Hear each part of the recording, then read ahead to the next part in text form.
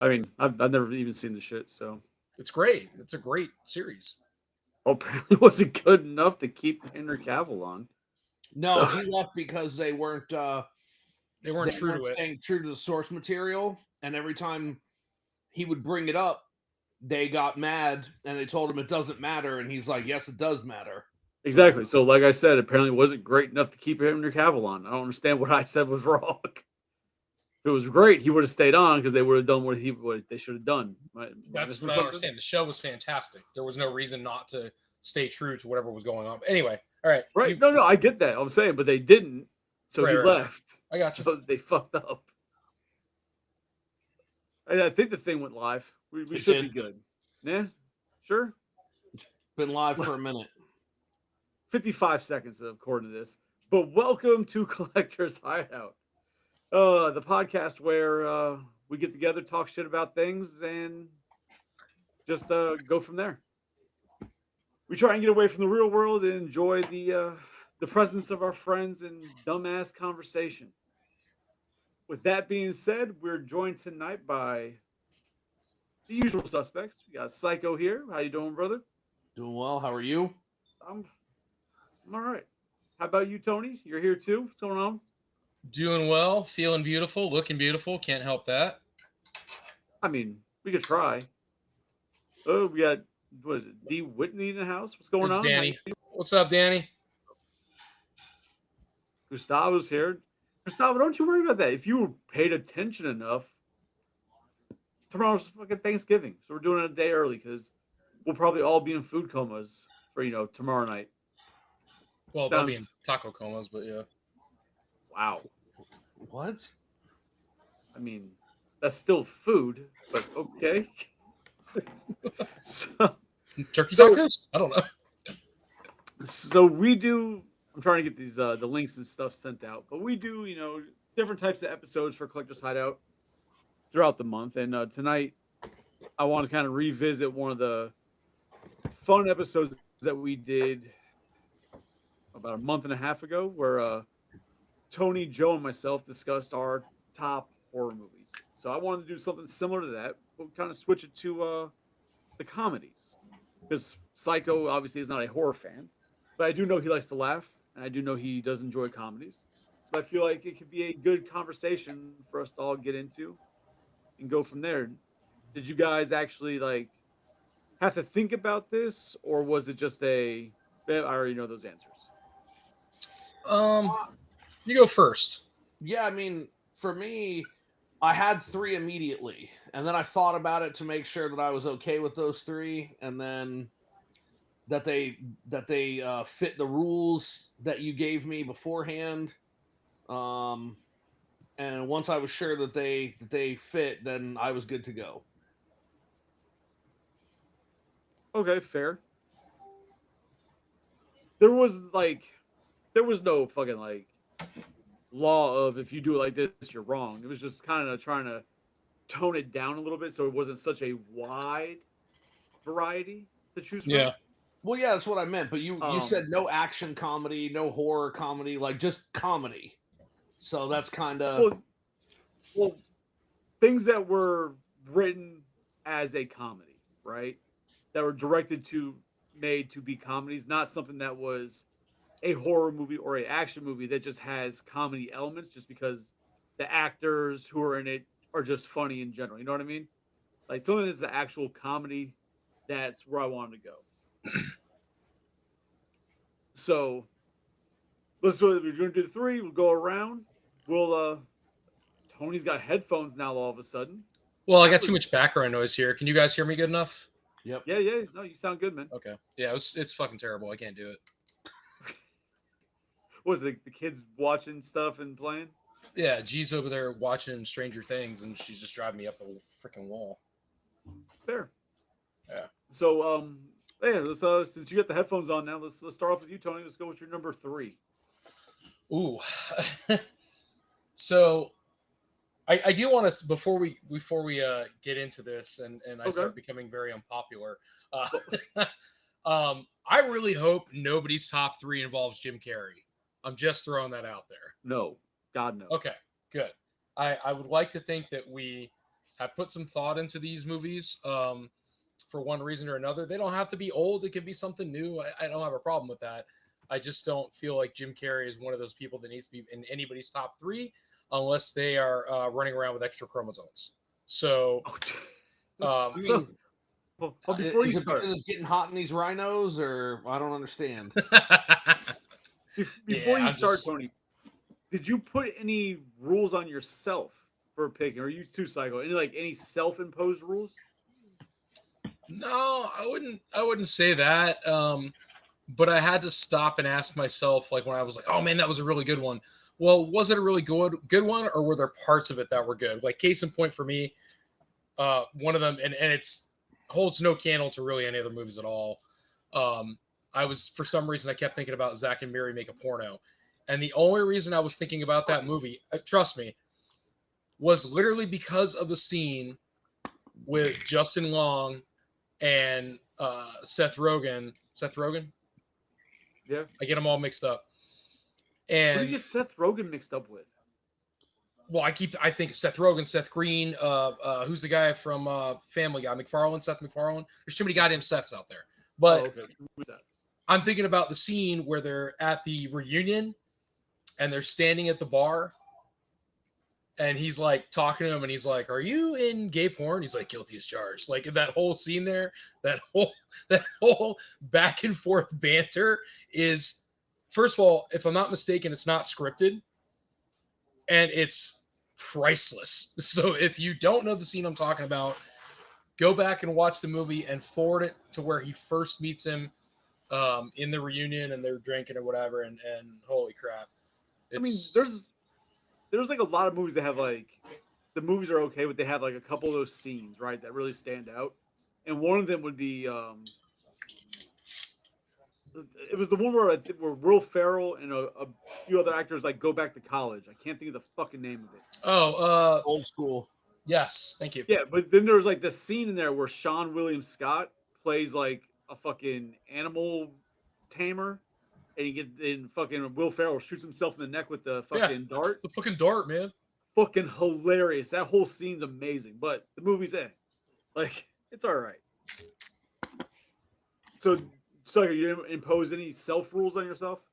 No, I don't think so. I just when I was thinking about it, I was writing things down, and then I kept remembering what you said, which is I want comedies, not like movies that aren't comedies but are funny.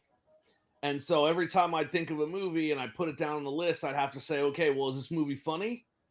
Or is there parts of this movie that are funny, but the movie wasn't meant to be funny? And so it's kind of like there are a lot of movies that would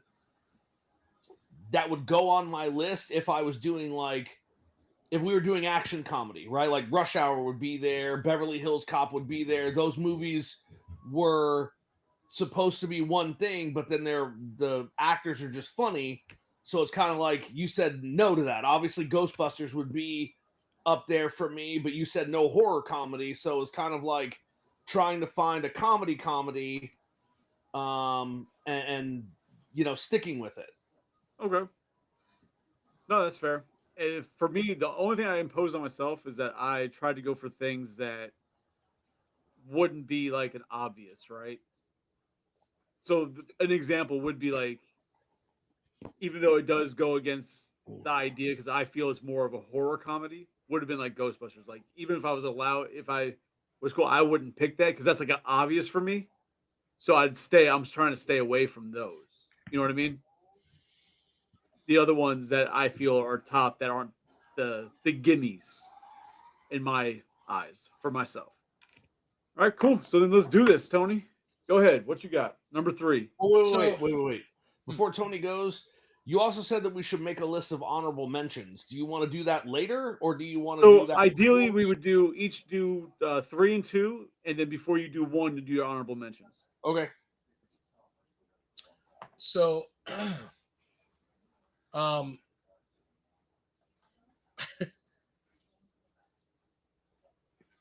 right. So Okay. well, I'm trying not to confuse myself with my other two. So, all right. So number 3, I actually rewatched the other day, and this is actually 100% Rebel Girl's fault. So probably about a week or so ago, maybe 2 weeks ago, we watched the newest Naked Gun with Liam Neeson. Yeah, my wife and I And watched that recently too. and I will say I was not disappointed.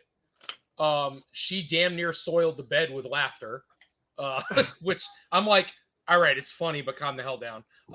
But it was good, and I like that kind of humor. I like stupid humor, and so we that got me back on the kick of some of the older movies I completely forgot about. And so there is a toss up for my number 3, so I guess one of them could be the honorable mention. But for number 3, there was a tie for Spy Hard and Repossessed. Do you remember either of those movies? Spy Hard, yes. Repossessed, no. Was Okay. there also like a Spy Hard with a Vengeance? Yeah, there's a series of them. Now, the only reason that Repossess holds with it, in my opinion, is because Linda Blair's in it. And essentially, it is a comedy of The Exorcist. So no? I don't remember Nobody that. so far? You don't really? Okay. No, I don't remember that. It's worth the $3 rental, gentlemen.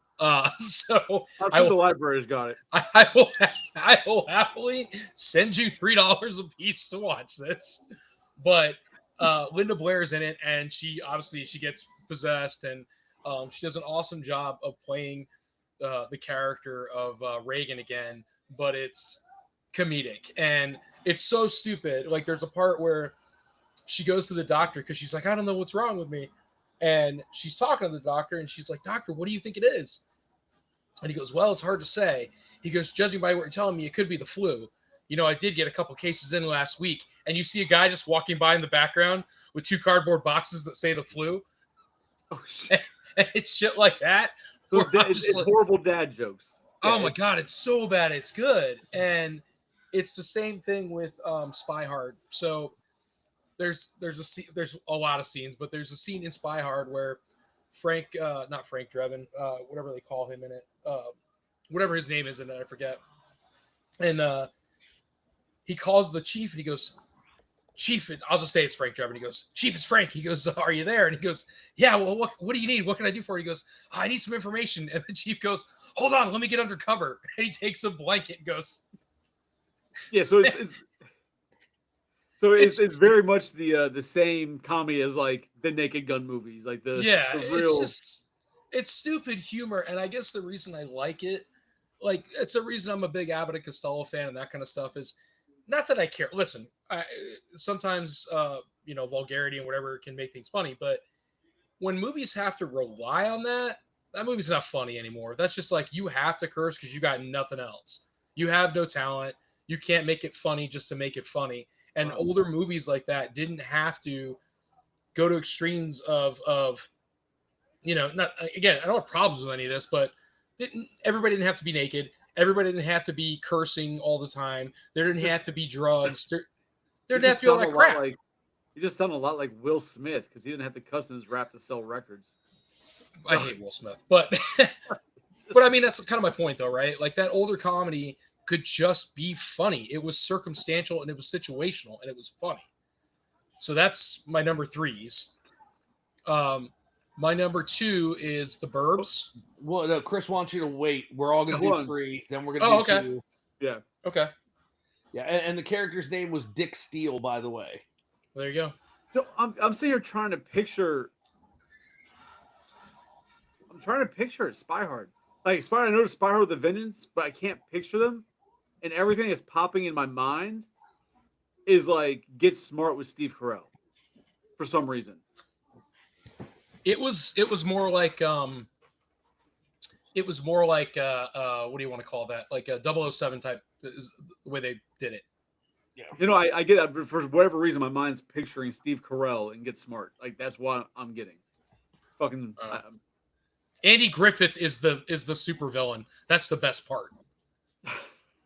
Yeah. All right. Oh, please continue.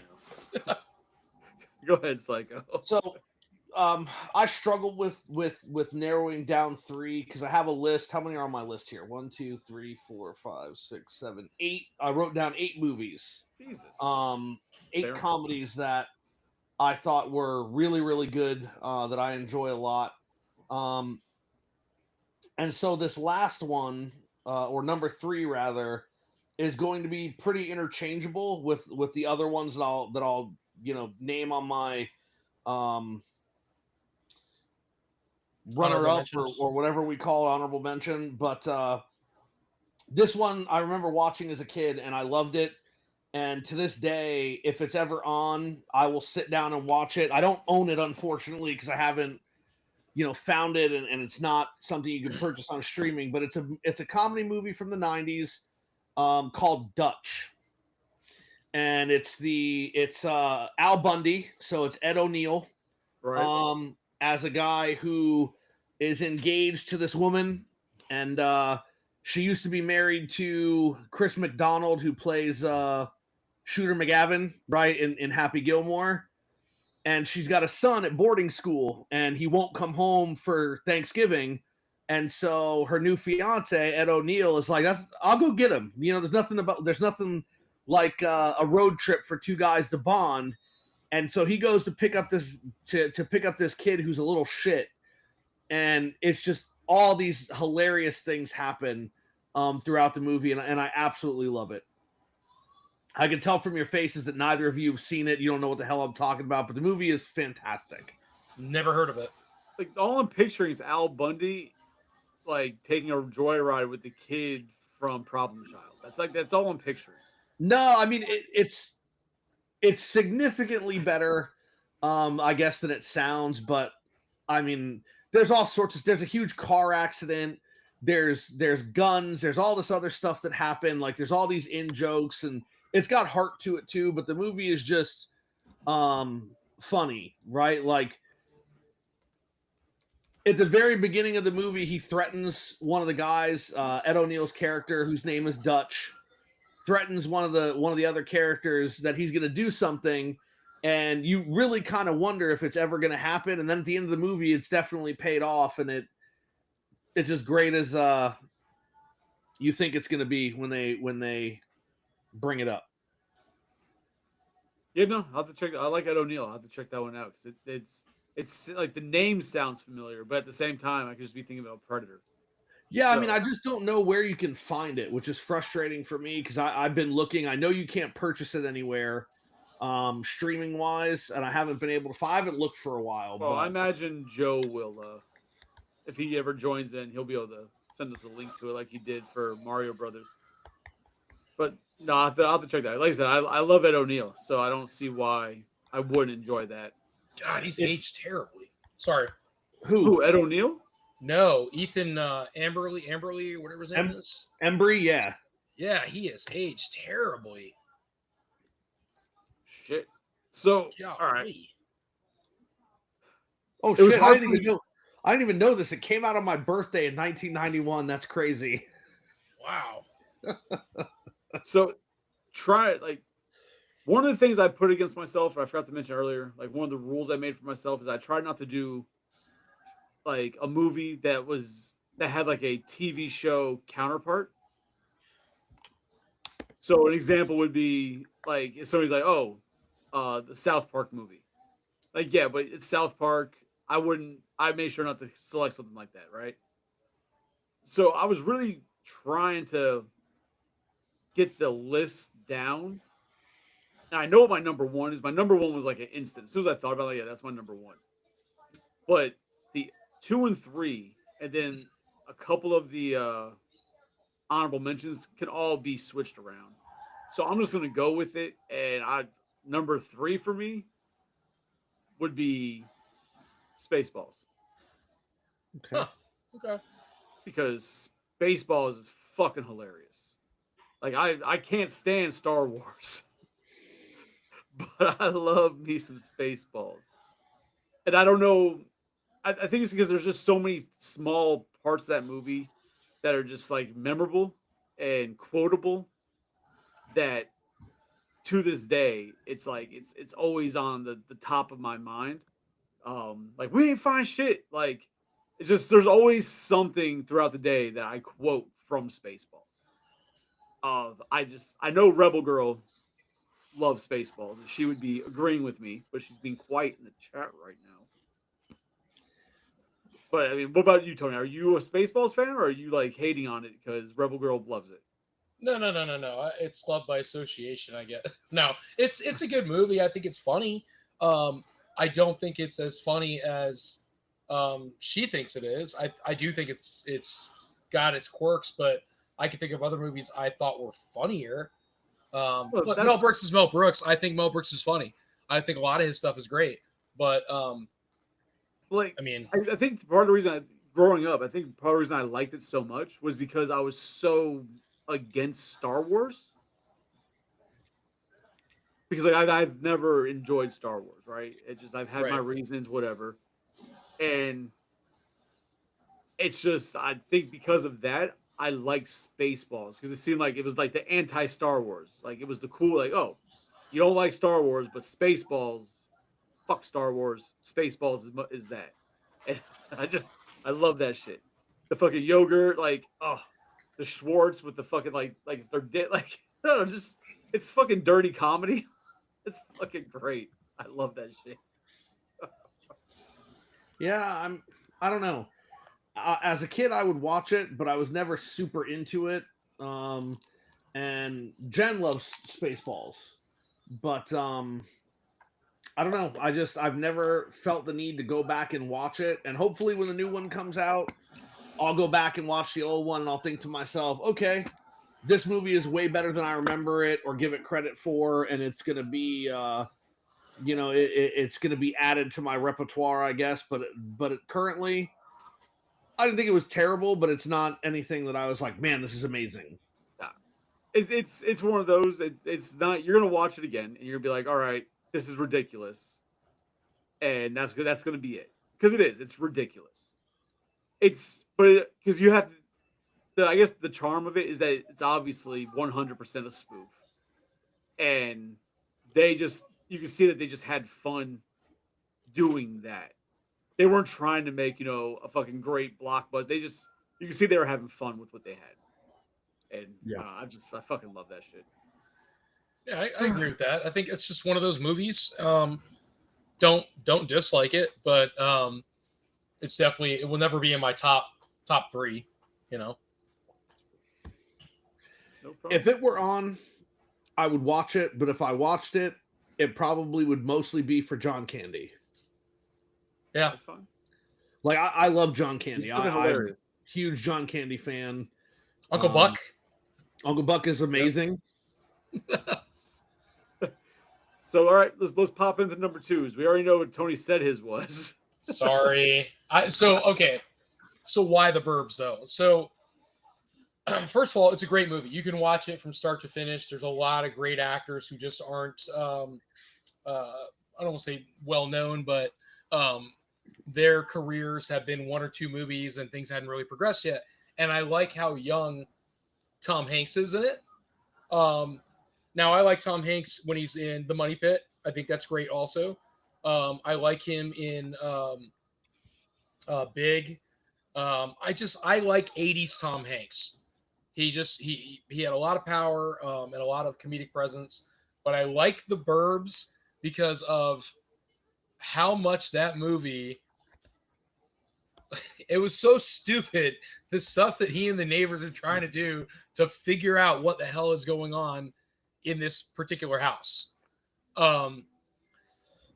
Excuse me. And then you've got Corey Feldman across the street who is just adding the fuel to the fire for everything. He's like the eyes of the crowd, right? He's the one that's watching everything unfold, with his girlfriend and his friends come over and just the lines and the stupidity and then that neighborhood that they film it in, if I'm not mistaken, is one of the Universal TV lots that has been used in I don't know how many freaking movies. And when you look at it now, like if you go back and watch the movie, I swear to you, I think it's the same one they used for Halloween. I think it's the same one they used, no joke, for House of a Thousand Corpses. I don't know if you guys remember the scene where the daughter calls her dad and he's sitting in his, sitting in the kitchen table eating a sandwich or whatever, but they show the cul-de-sac where the kids are trick-or-treating.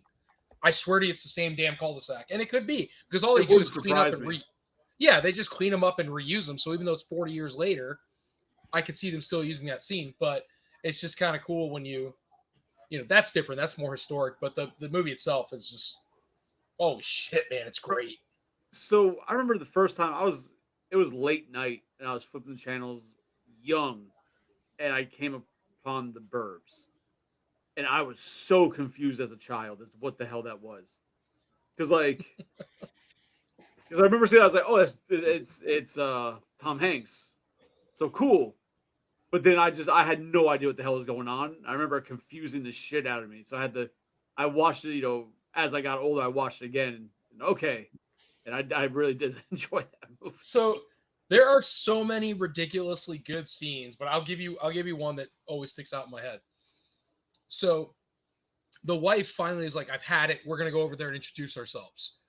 So it's the two wives and the two husbands, and they go up the front steps, and Tom Hanks, like, immediately his foot goes through the floor of the porch, and so he gets out of it, and then they press the doorbell, and there's like bees, like bees flying around and shit.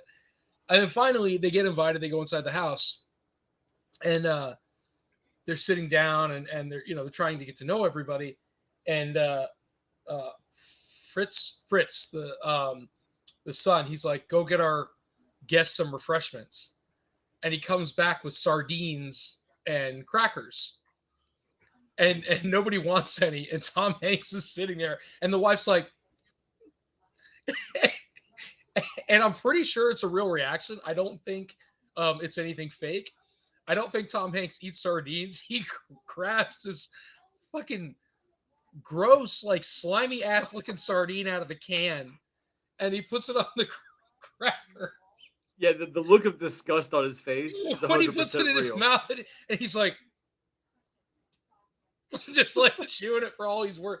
And all I can think of is, that man doesn't like sardines, and this is real right now. You could see it in his face, man.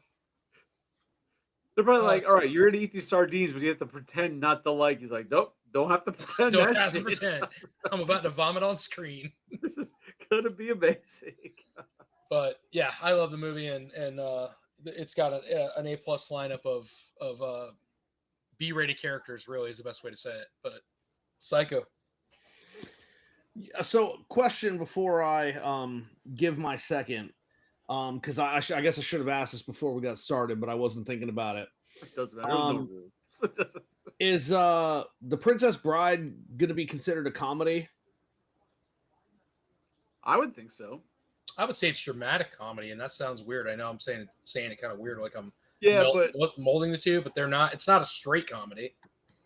Yeah, but I feel like it was written as a comedy, then they put the adventure feel behind it, right? Because, like, I was telling Psycho, my idea is, when I'm thinking comedies, the situations that are in the movie are usually over-the-top comedic situations they get into that nobody in the real world is going to... Like, that's... Only in a comedy would that be a fucking problem. Yeah. Okay. Well, because, I mean, if we're going to consider it a comedy, then that's my number 2. And if we're not, then I can, choose the other thing on my list that was my backup number 2 in case. But I'm good with either. So let's flip a coin. What was your backup? So my backup was Trading Places. Oh my God, I totally forgot about that fucking movie. My backup was Trading Places because that was... How was that the backup to A Princess Bride? Because The Princess Bride is hilarious. I mean, Andre the Giant in that movie, Billy Crystal, like everybody that's in that movie just steals the scenes that they're in, and it's fantastic. Sorry, we're not sponsored yet. But so, dude, I would have went with that. I would have went with Trading Places. Damn, you got me, dude. You got me. I forgot about that movie. We should have taken more time for this one. Yeah, no, I mean, and I love Trading Places. Dan Aykroyd and Eddie Murphy together are just fantastic. The Butler Coleman, right? Jamie Lee Curtis was fantastic in that movie. Yeah, she was. She really got to, kind of expand on her traditional roles as a scream queen.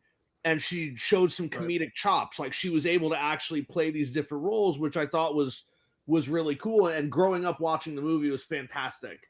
But I mean, for me, The Princess Bride, though. I mean, Andre the Giant was so great in that movie. Carrie Ools, just I don't know what it is, but even from like the opening moments where you have Fred Savage and the guy who played Columbo, right? I forget his name, but he played Columbo. Like, it's so well done. The story within a story thing was fantastic, and all the characters are like perfectly cast, and everything is funny. My favorite moment in that whole movie is Andre the Giant and Inigo on the boat, and Inigo's trying to get Andre to speak better, and so Andre just starts rhyming, and it's just so amazing. No, man, No they're more both good rhymes now. I choices. mean it. The only problem I had, and it's because as a child, you see things, and at least for me, when I was a kid. So the first time I saw Trading Places was as I was maybe later on in elementary school, maybe early middle school. But Dan Aykroyd for me was Ray Stantz, right? Because since I was 3 years old, I'd been like watching Ghost. Like he was Ray Stantz. I remember the first time seeing Trading Places, I didn't like it because I'm like this, like my mind could not get past the fact that he's not Ray Stantz, right? But as I, That's the downfall of a lot of careers. Sorry. Yeah. very much they get typecast and shit. But Yep. you know, Keep going though. Sorry. but because a young kid can't get past it, they'll survive. I think he'll do okay with his life. Uh, but as I got older, and then like through high school, when I revisited, we watched it in class one day. Fucking, they put it on the TV, and yeah, Trading Place was amazing. Oh, You watched Trading Places in school? Yeah. Holy Absolutely. shit! Because I remember the Absolutely. scene where he's like, Jamie Lee Curtis is like, takes her top off, Yep. and so- she's like, "That's not the only thing that costs money around here." So I was like, that "Damn, scene Jamie." came on, and when it came on, our teacher, can't remember. I think it was Jesus, our Spanish teacher. He was a trouble teacher, anyways. But he like walked up like right at that scene and held his jacket up and covered the screen of the TV. He's like, But "Don't yeah. look, there are Yeah. the boobies." But yeah, no. It's I'm it's, sure he doesn't it's talk just like it's that. weird. It's like I've seen a lot of these comedies as a kid, and that happens a lot. That I get stuck with like what the actors are known for before when I first saw them. So I have to appreciate the movies later on when my kid brain developed. I could look past who they used to be. That was something that I mean, it's interesting that you bring that up. Because I didn't have that trouble with movies growing up. Like I always watched Ghostbusters, but my dad was a huge John Candy and Dan Aykroyd fan, so we always would watch Trading Places, The Great Outdoors. So growing up, I saw Dan Aykroyd in many different things, and I never had that issue. But Evangeline has that issue. I was watching. My dad's up here visiting for the holidays, and we were watching the John Candy documentary that Amazon just put on, which is great, by the way. And Bill Murray's in it, and Dan Aykroyd is in it, and Evangeline's like, I know that guy. That's Dr. Venkman, and that's Ray Stantz. And she's like, but why aren't they in Ghostbuster stuff? And I'm like, Evangeline, they're just actors. Like they play a part. It's still real to her, goddammit. Yeah, apparently. God, I almost have to change my last one just because you said that just now. So- All these movies that like I've watched 1,000 times over, but and they're very like I will make comments about them all the time. Yet they weren't good enough to get in my brain when I had to think of my top 3. it's I could have given you a month to think about it, and that would still happen. Like Probably. yeah. So my number 2, and I'm picking it because first it's fucking hilarious, but it's like a seasonal watch. Like I watch it at least twice a year during the holiday season, and that's Christmas Vacation. Yeah, it's just a good movie. Period. Yeah. It's a good movie, but it's so goddamn fucking funny. like, like the situations, like compared to even the other fucking National Lampoon Vacation movies, like they're funny, but Christmas Vacation I don't know if it's because of the holidays and how people have like strong feelings about the holidays, whether they hate them or love them, or the fact that it was focused on being home versus like the aspect of being on vacation and shit. It was more relatable. But holy crap, all like the fucking scene with the squirrel jumping out of the tree attacking everybody, the fucking dog running through, chase the squirrel, destroy the fucking dinner, or like Oh, when the great aunt or whoever the fuck comes over and she hands him the gifts and like it's meowing like, it's oh, she loud. wrapped the cat, like It's like he grabs the box, he's like like fucking trying to fight the cat. And then eventually the cat gets fried under a chair, like So, just every time you thought that movie was kind of like slowed down, because a lot of movies like they'll have funny parts, then they'll have like that lull that just kind of dies. Like, all right, dies a little bit, then it comes to every time you think it's going to that low, it fucking take a turn and like something ridiculous would fucking happen. That you can only blame it on Murphy's Law for his luck. 'Cause Jesus Christ. so what is your favorite part of that movie? Like, what's your favorite scene? Oh man. That fuck. When all right. As a kid, it would have been the whole the squirrel and the Christmas tree, that whole segment, right? Okay. But as I've grown up and my anger's taken control of me, there's two scenes, and I'm not gonna go with the obvious one, the verbal berating of his family. Like that's a classic rant. Yeah. But when he's trying to turn the fucking lights on and you're not working, I've been in that position and he kicks the fucking Santa Claus. He punches him in the face first. That's so great. Yeah. Like the way he loses his shit, I've been there and I fucking love it because it embodies emotions I've had so many times. Oh man. What about you, Tony? So there's the scene right before they go sledding. It's not the oil or anything like that, but it's the part where Eddie's like, I don't know, Clark, if I should go sailing down this hill with nothing between me and the good Lord but a piece of government plastic. And he goes, oh, you really think that matters, Eddie? He goes, well, yeah, I mean, over here, but over here, if something happens to this, my hair just ain't gonna look right. I'm like, God damn, Oh, it's so stupid. yeah. Oh, And it's one of those like I don't know about you guys, but I feel like every family has like an Uncle Eddie Mhm. that we're not proud of. But we relate to it like, all right, he might not be that much of like inbred redneck type, but close. And we're not really proud of that member. My two favorite parts in that movie are both like kind of like under the radar. I've never had anybody tell me that they like those parts, but for me, my two favorite parts are towards the beginning when he's in the office and everybody comes walking through and he's like Merry good morning, Christmas, good morning, Merry Kiss his Christmas, Merry ass, Christmas, kiss my ass, kiss my ass, kiss his ass. Like I don't know why I like that one so much.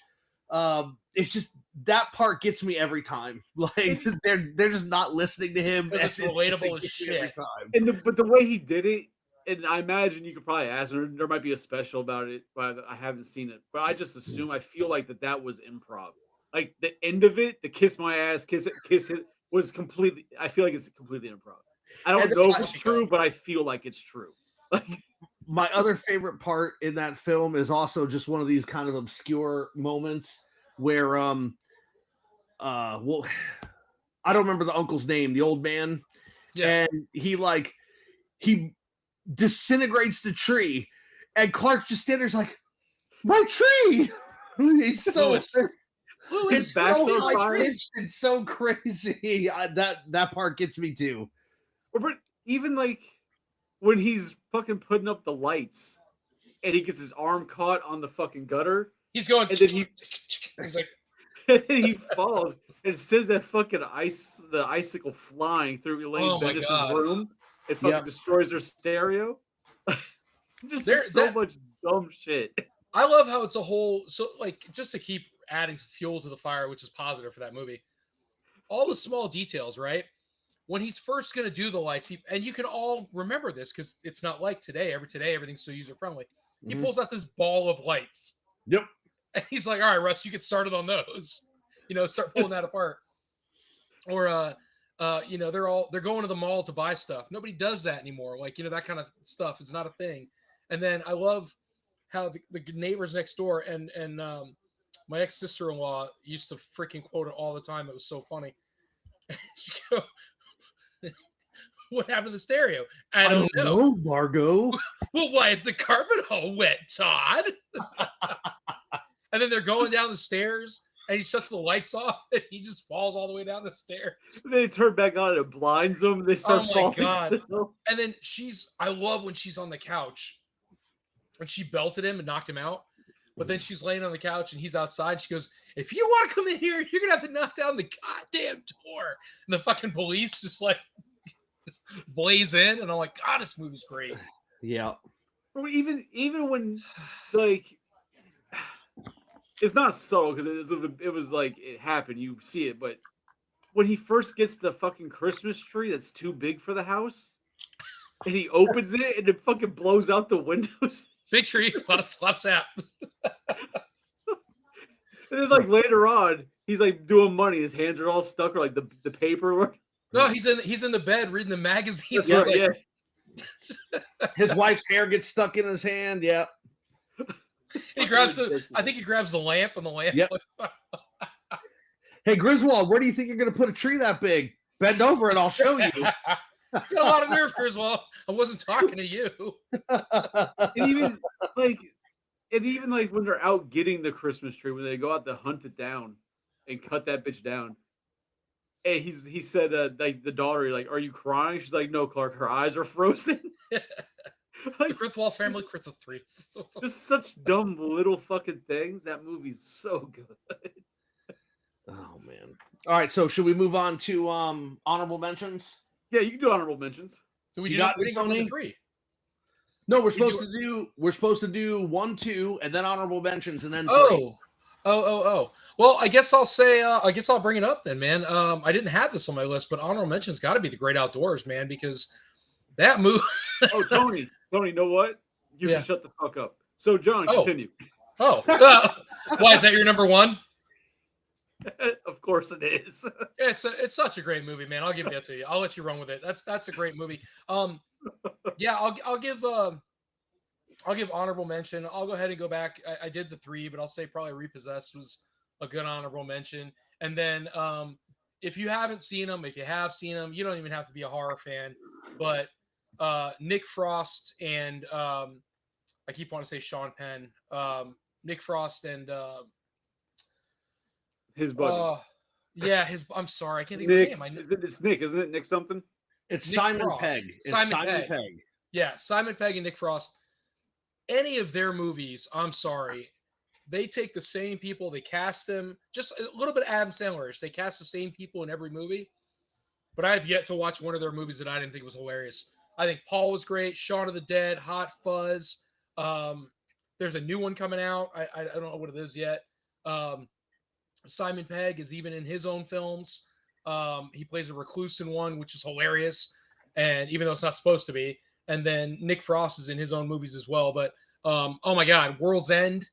They're great movies. They're just funny. They're entertaining, and I think they both are incredibly talented writers. And so I'd have to say runners up are going to be their kind of movies because, I can't use The Great Outdoors apparently. Yeah. All right, so I have quite a few runners up. I'm gonna get the one that'll get me canceled out of the way first. Whoa. Oh, Christ. No, Revenge of the Nerds. I grew up.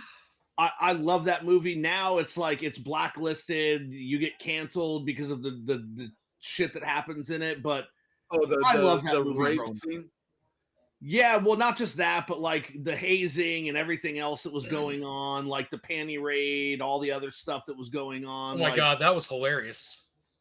But there's so many. Like I grew up watching that movie because my dad really liked it.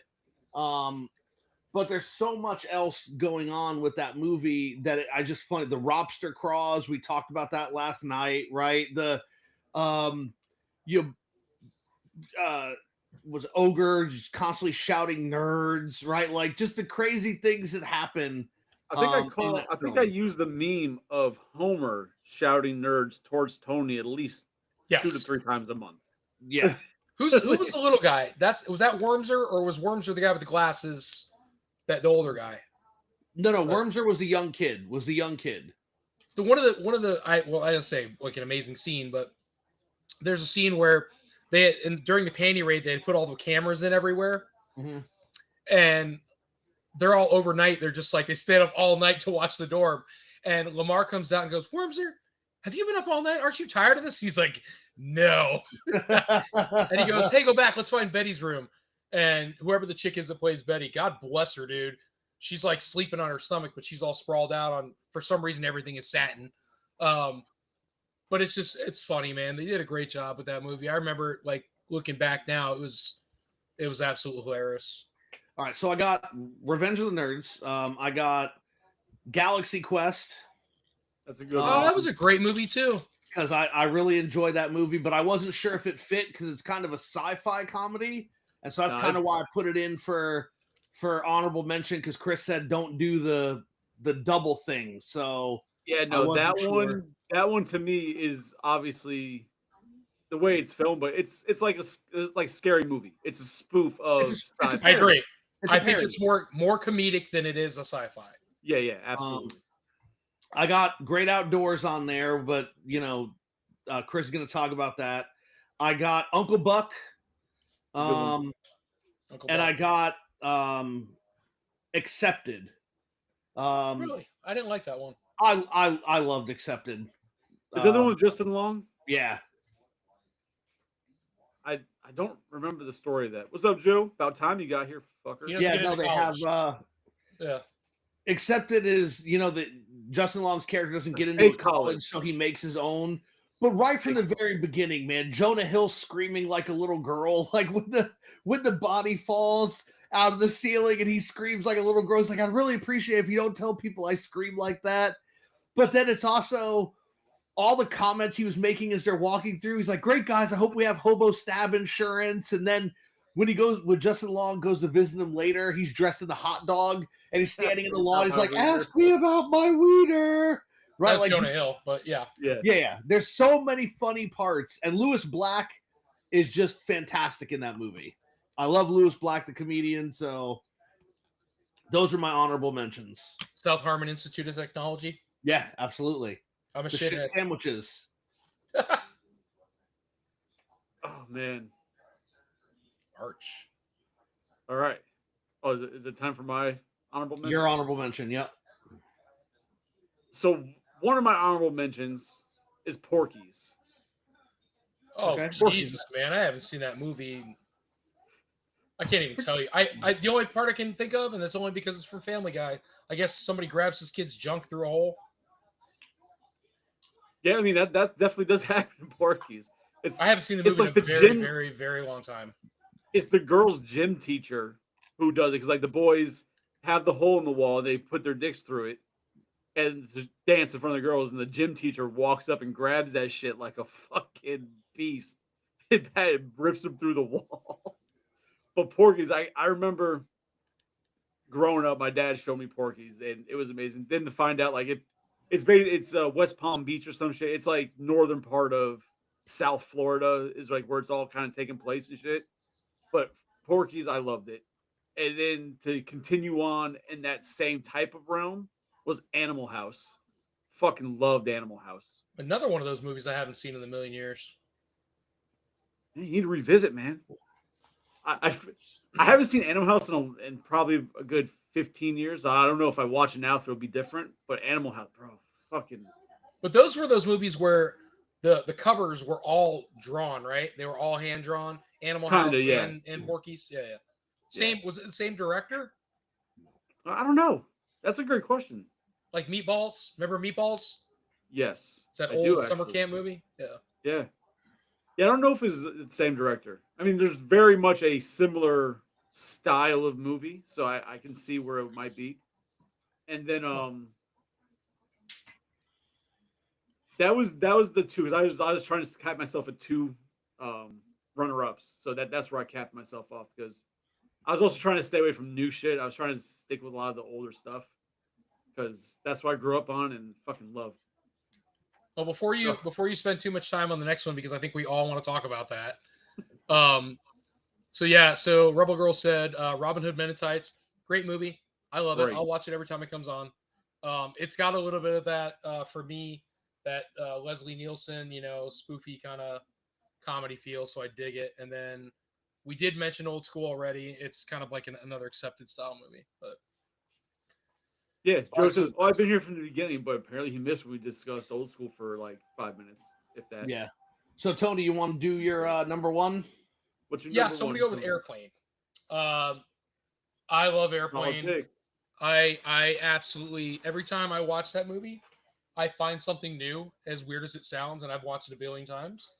One of my favorite parts, though, and there's a lot of really good parts. I mean, listen, there's the part where the lady's like trying to talk to her, and she goes, "Excuse me, stewardess, I speak jive," and then she like gets in there and starts talking to the guys because he doesn't feel good. And then there's the part where Leslie Nielsen he keeps opening the door, and he's just like, "Just so you know, we're all counting on you." And that's it. He just keeps stupid shit like that. And then there's the one-liners where the guy's like, "Timmy, you ever been to a Turkish prison?" Like, there's just a lot of really good one-liners. But the best thing for me is in the beginning where they're starting the movie and it's the credits, and there's people pulling up in the front of the airport, and they're like, "The white lane is for loading and unloading only," and they're like, "There's no parking in the blue lane." And then they'll go, "The blue lane is for loading and unloading only. There's no parking in the white lane." "No, Diane, you're mistaken. There is no loading."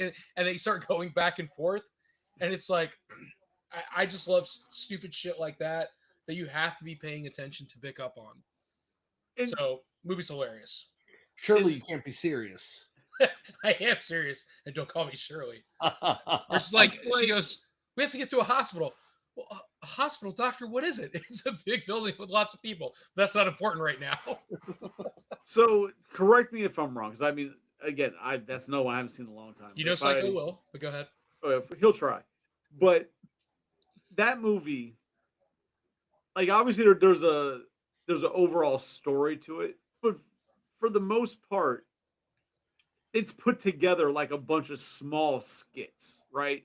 Like all the situations are like small situations that Right, really on the have plane. nothing to do with anything, and then you have the overall story that kind of ties it all together. But like, I think that's one of the reasons why it works in that, because if they tried to do like the story, when you have those little small ones, they hit quick and they're out. You know what I mean?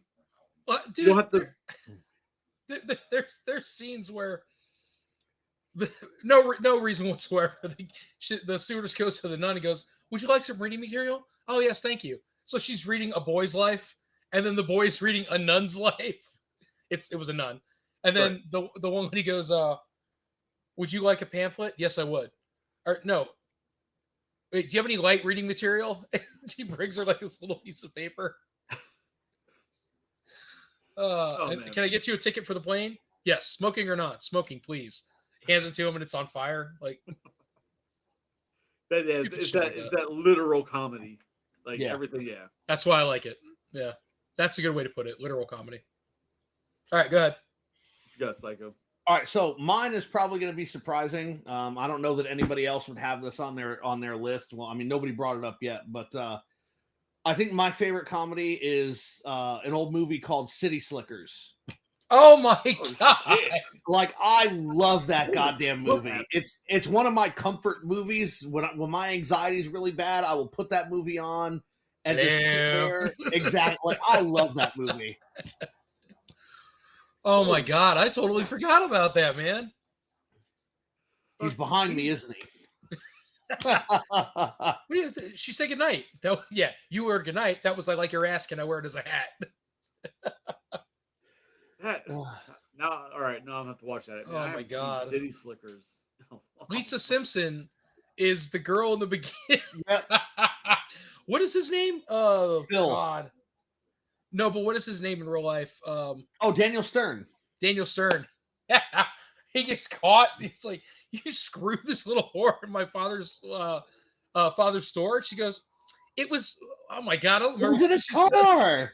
Yeah, And and I'm not a little girl. I'm 20. Oh man, that reminds me of another one that should have been in my honorable mentions. Bushwhacked with Daniel Stern. It's been a very long time since I've seen that. Is that the No. one that like, he plays like a president? No, No. Bushwhacked is when he's Scoutmaster? a criminal and Oh. he takes the kids as the scoutmaster so he can try to escape. Jesus, that was on the other day. I was flipping through the TV and that was on, and I was like, "What the fuck? This is bringing back memory." No, Oh, but that's an old ass movie. But City Slickers for me, I mean, I love Daniel Stern and Billy Crystal, but that was another movie that I grew up watching. My dad really liked those movies. My aunt and uncles really liked it, so I saw it a lot. And to this day, there's just something comforting about it. And I Both of still them were find, good. even after all these years, I still find the movie funny. Like there's still really funny parts. And I mean, when they're talking about how to record on a VHS, and like he's trying to explain it. Billy Crystal he's like, "What do you mean I don't need a TV?" He's like, no, you need a TV to watch it, but you don't need a TV to record it. Jesus Christ, dude. I like John Lovitz in the second one. Yeah. Glenn, he plays a great. Yeah. It's you've got three very talented comedians and they're being played off of each other, and it's great. It is a great movie. You're right. And that's a key to it, right? Because Absolutely. you have three great comedians, but you can have three great comedians in a movie and the movie be horrible if they don't work well together. Did you guys see the short they did? I don't know, was it 6-7 years ago now when Westworld was out? They did a Billy Crystal. I have a kid, sorry. They did a Billy Crystal Daniel Stern City Slickers kind of in joke for Westworld. Oh, it was hilarious. You got to look that up. They did a like City Slickers for Westworld, and they're both like the robots, and I think they end up killing each other or something. Like it was great. I'll have to go back and check it out. So you got this. The Great Outdoors.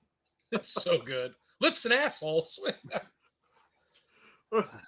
That was I think the first movie where I was able to see Dan Aykroyd and not see Ray Stantz as I was growing up. And I think that was only because of John Candy.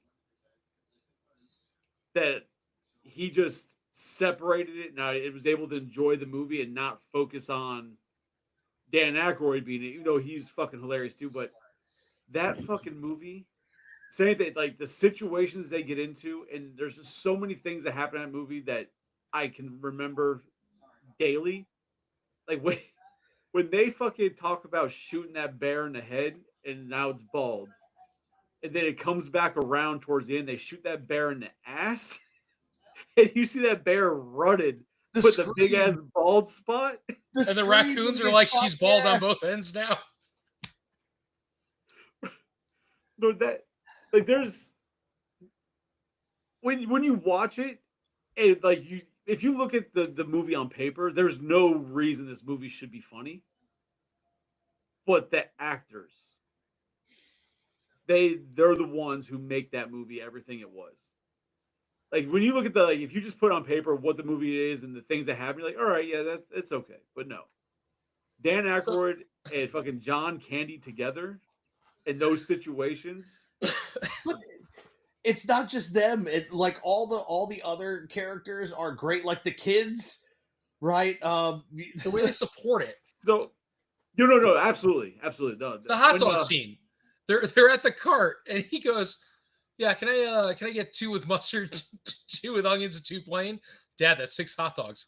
It's for everyone, okay? And I'm hungry." Yeah. Like, I think what was it with the one kid when when they're all fighting, they come back and everybody's finding like the little girls disappear, whatever the fuck. Yeah. But like the one boy, the young boy, like tells somebody to piss off or something. Like he says some shit. I don't even remember what the fuck he says. Like he yells at him. He says it to Uncle Roman. He's yelling at him. Yeah. Like just that bro, that everything in that movie was so fucking funny. Yeah. No, When they have the bats in the house and they're fucking trying to catch that goddamn bat, they come out with the fucking like the gear on. Dan And like Aykroyd's it winds up fucking on his phone. ass. He's like, was he standing?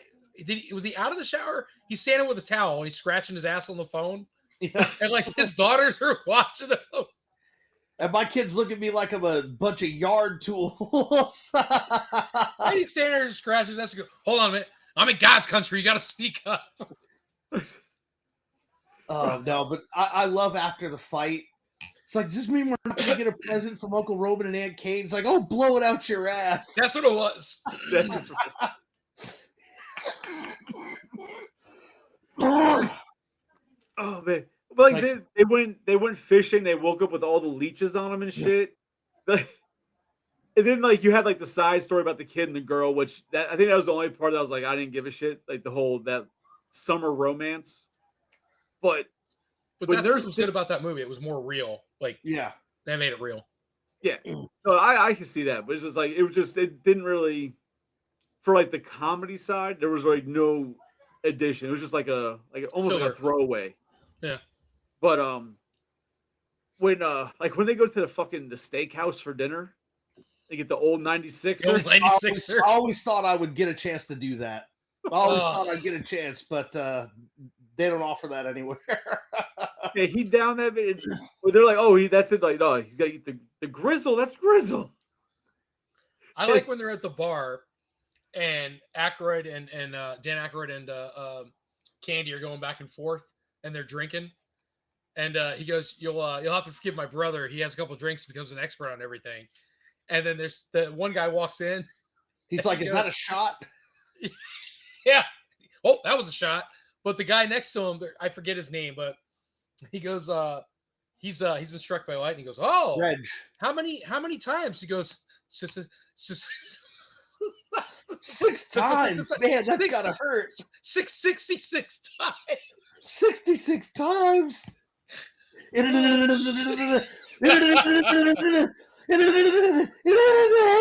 head. And then later in the movie, he's walking along and gets Struck by lightning again. And that's another one that I feel. And I don't know if it's true, but I feel like he had I feel like he improv that. Like the freak out of like pointing at his head, like that was improv. Like there's no way that was scripted. Like that was just too genius to be scripted. That was There's so much 66 times. So like much. It's like what old man wouldn't like getting a kiss on the cheek? A dead one. Oh, they all get away I from got it. in the car on the way over here. And then, Holy shit. like when they rent the boat and they're going skiing and John Candy's on the skis getting flung around the fucking the lake and then hits it and goes through with his legs and hits like all the fucking sawgrass, whatever the fuck it was. Or what that about movie. the fact that he spends 3 minutes telling his son if you get in trouble, drop the rope. Then he's in trouble. He doesn't drop the rope. But when his son even shouts, he goes, Dad, drop the rope. Oh my god, dude. What, the bear dump? Yep. He's in the car with him and he's like, hold on, we're gonna get some action. He's like, it's I can't help but think about you never see full candy bars in later movies nowadays. You only saw them back in like 80s movies. I can think of Gremlins, E.T., and this being one of those movies where it's just like, oh, and Goonies, where he takes the candy bar and he goes, Sloth like has it, and he gives it the Chuck goes, oh. So stupid, sorry. Nah, the Great Outdoors is fantastic. That scene when he goes to feed the bears to try and get more action, they climb up on the car and shit. As a kid, that scene not scared me, but made me so cautious of like when we went in South Florida, we had a Lion Country Safari. Where you Oh my god, we just took the kids there. The fuck were you doing down there? I can't believe that's still a thing. Oh yeah. So we actually, very, very, very quickly. We just for Halloween, Christmas, we took the kids on a train to West Palm Beach, and then we drove Why? over to the safari lion bullshit or whatever. There was like there was animals all up in your ass driving all the way through this thing. There was like 6 goddamn rhinos. Yeah. I mean, listen, I've been to Lion Country Safari a lot of times. I can tell you there's never been an animal in my ass. That's the first thing. I mean, like, The kids had a I great don't know what time. experience you paid for, but that's not a normal one. That is such a random ass place to go. But I'm glad you guys went and had fun. But I went there. I remember going there as a kid, and I was always afraid because my dad would always say, "Oh, watch, I'll get the animals to come out." And I always remember the fucking bears crawling on the hood, and he'd always do it during like when we're in the lion section, and he'd scare the shit like. Oh man, Lion Country Safari was dope though. But yeah, oh fucking But love when you that and I movie. were kids, Lion Country Safari was a hell of a lot different than it was. The lions could actually come up to your car still. It's There all was no- fenced there's off no- now. There Yeah, was no fenced off. fence the way there is now. Oh yeah, no, there was no fence. Yeah, no. Now there's a fence around the lion pen, but there's also a fence between where the cars drive and the lions. When we were kids, that wasn't there. The lions could walk right up. Well, that's because people now are stupid and will get out of their cars. That's why. Who knows? Because some moron woman stuck her hand out the car with a piece of chicken, and the lion ripped her arm off. She's an Literally idiot. just said some dumbass would get it out Well, their that's why car. the monkeys can't get to you either. They're on their own islands now. They can't come out to you. Yeah, the monkeys were never on the free run like that. They were always Yeah, on their no, the own monkeys were always separated by a moat. I'll tell you though, it was incredible being like a foot away from the giraffe or being like right next to like, oh my god, I didn't know ostriches Yeah, ostrich. were so stupid that they'll forget they're doing something halfway through it, and we saw it. It walked across the way, and it got to like the road, and it was like you could see it in his face go, what am I doing here? And then he was like, oh, never mind, and then he kept walking. So that's my spirit animal because that's happened to me a lot, especially as an adult. I don't want to take away from the movie. You just brought it up, and I'm sorry. Go ahead. Oh, no. Sorry. No, I mean I'm not sure if there's much else, but that movie's like such a fucking good movie. Yeah, I'm just No, glad that you guys also were That big was- fans of that one. I think that was my dad's favorite because we watched that all the time. I love the scary story he tells. And throws throws the freaking fucking drink. alcohol in the yeah. But damn like, near starts a fucking forest fire. Kid's choking on the popcorn. He's like, my favorite part though is still at the end though when they have the fight and the mother's trying to explain. She's like, this does not mean that we do not love Uncle Roman and Aunt Kate. It means that we're having feelings. And then John Candy just comes storming back in out of nowhere. What it means is that I'd like to blow Uncle Roman and Aunt Kate out my ass. That's what it means. And then the kids all, you know what? You might as well just blow the whole family out your ass while you're at it. And the mom is all, I don't want to hear any more about anyone blowing anything out their ass. Go find yourself a spin cycle. What? I don't know. Don't worry about it. Oh, it's such a good movie. But I think it's the little moments in that movie that I don't think were scripted that make it so good. Like the bear scene that you were talking about with the bear dump, all the comments John Candy is making as he tries to drive away, he's like making all these sarcastic comments, which I guarantee were not in the script. And it's so great. It's so great.